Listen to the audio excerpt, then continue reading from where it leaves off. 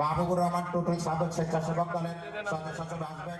মংলায় বিএনপির ধানের শীষ প্রতীকের নির্বাচনী জনসভা অনুষ্ঠিত হয়েছে 31 জানুয়ারি শনিবার দুপুরে মংলা বন্দর শ্রমিক কর্মচারী সংঘ চত্বরে পৌর ৬ নম্বর ওয়ার্ড বিএনপি আয়োজিত এই জনসভায় প্রধান অতিথি হিসেবে উপস্থিত ছিলেন বাগেরহাট ৩ আসনের বিএনপি মনোনীত ধানের শীষ প্রতীকের সংসদ সদস্য প্রার্থী লায়ন ডক্টর শেখ ফরিদুল ইসলাম।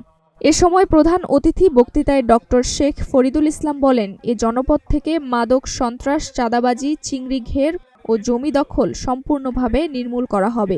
এসব এ জনপদের উন্নয়ন ও শান্তির প্রতিবন্ধকতা, তাই এগুলো কঠোর হস্তে নিয়ন্ত্রণ করা হবে। যে কোনো মূল্যে এ জনপদে সামাজিক ন্যায় বিচার প্রতিষ্ঠা করা হবে। সাতটা রং যেমন থাকে বাংলাদেশে, হিন্দু, মুসলিম, বৌদ্ধ, খ্রিস্টান, পাহাড়ি, বাঙালি, বিশ্বাসী, অবিশ্বাসী সবাইকে নিয়ে আমরা দেশটা গঠন করব।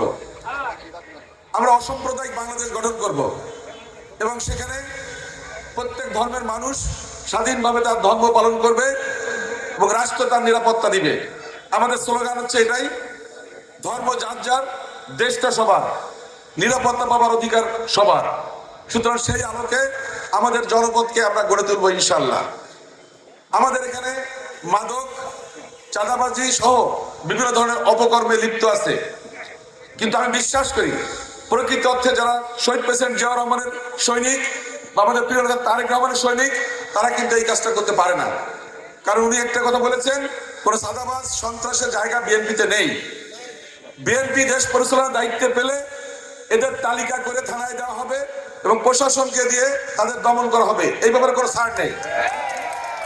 ভোটের জন্য এখন সুন্দর সুন্দর কথা বলবো, ব্যাপারটা এরকম না কিন্তু।